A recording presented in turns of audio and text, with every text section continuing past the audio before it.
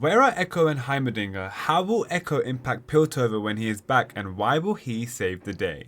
In Arcane Season 2, we have not seen much of Ekko and Heimerdinger. We see them break into Piltover University, they meet Jace and he takes them to the Wild Rune. They get teleported somewhere from the Wild Rune, but so far we have only seen what happened to Jace. Where have they gone? My theory is that Ekko, Heimer and Jace each get sent to different universes. For this, I don't have much evidence aside from the fact that Jace came back alone, but what happens in each of these universes is where the cooking begins. In Jace's universe, I believe it is a world where Hextec is fully evil. Hence he comes back all crazy and gives Viktor the one-shot slap at the end of episode 6. Heimer and Ekko were sent to universes different to Jace, and I don't believe in their universe Hextec is evil. Heimer would be sent to a world where technology is thriving in Piltover and Hextec is actually used for good and good only. This will shock him, as everything the old man believed in season 1 about never use Hextec is completely challenged. This will let him develop his character and allow him to utilize Hextec. Now he knows tensions are rising in his world and it's crucial to have a form of protection for Piltover.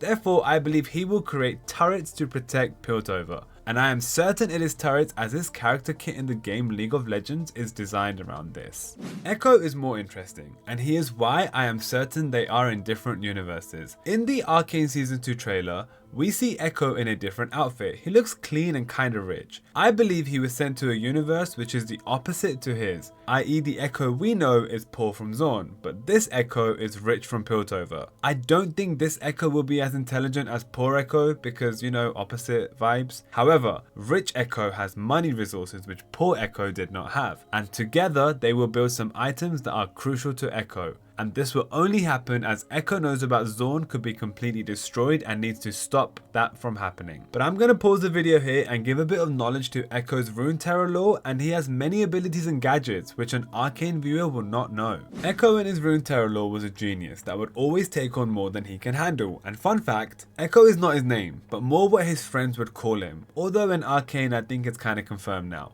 He manages to create 2 items. One of them is called the Z Drive and the other is called the Time Winder. They both serve different purposes, but both abilities are based around time. For example, the Time Winder is a grenade he throws, but it's not a big bomb kind of grenade. It slows people down, and after he uses the grenade it comes back to Ekko. It's pretty cool. But his Z Drive is what makes him most important. It's an item that lets him travel back in time. Now in League of Legends, the way it works is he creates an after image of himself and that indicates how far back he can travel. From what we know, it is capped at 4 seconds. And it will take you less than 4 seconds to like and subscribe to this video. And in case you're wondering, his cognitive age remains the same when he uses the ability, and he still does keep some effects like physical pain and mental fatigue. These are very important as it will set up this Arcane theory. Back to Arcane. Rich and poor Ekkos will build the Z Drive together. However, the item will work differently and it won't be capped to 4 seconds. Let's skip some time and say that both Ekko and Heimer are able to return back to their old universes through the Wild Rune. How will they impact the current plot? Heimer will do nothing aside from the obvious, which is using his turrets to aid Piltover in defending themselves. Especially as in the Act 3 teaser, we can see Ambessa is fighting Caitlyn and Piltovian soldiers. But our boy Ekko, dude is gonna be the hero. I believe he will bring Isha back to life. The scene where Isha sacrifices herself is pivotal to Jinx's development, as she will most likely go back to being crazy over Sane. However, Ekko will go back in time and stop Isha from self-sacrificing, and Jinx will be good again. I pray this theory is true. Now I know some of you will say, but Hash, it's capped to 4 seconds. You're right, but man, Arcane legit makes up their own lore as they want, and they will change the old lore to match the TV show. And when this happens, all I'm saying is it will give me the happily ever after ending me and you want from Arcane. I really want to touch up upon how Ekko is just a good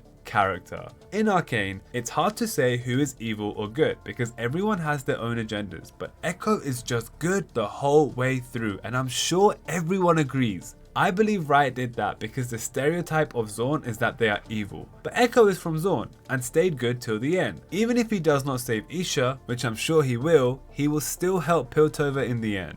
In my previous videos, I spoke about Mel. There has been some image leaks about her, and honestly this is not confirmed, but it looks like it is heavily implied she is a magical user. I also saw a comment about how when Mel and Jace were making love, she still has her golden stuff, which I thought was armor, but I guess it's a skin tattoo now. Regardless, it's highly implied she is a mage, and that is how she has been surviving a lot of her near-death experiences. I also want to touch over how is Jayce vibing with Vi and Caitlyn in the Act 3 teaser. Jayce is the literal reason Warwick goes ape crazy, and to some extent why Isha is dead. Does Vi not know about Jayce being the one to shoot Viktor, and why is he not telling her? And a few extra details I picked up on why Viktor is a villain. In episode 5, when Jayce meets Salo, we can see Jayce breathing heavily, and you can visually see his breath, but you cannot see Salo breathing. I believe Riot did that on purpose to indicate that Viktor is controlling all of these people, and they feel like they are in happiness, but in reality, they are not in control of their lives at all. You know, kinda like Madara from Naruto vibes. This is a short video. If you want me to go into more detail on anything, let me know in the comments. This is my final theory before Arcane Season 3 Act 3 comes out. Let me know how you have been finding these videos, and let me know what you want me to make content on next. Thank you for watching. Love you. Bye.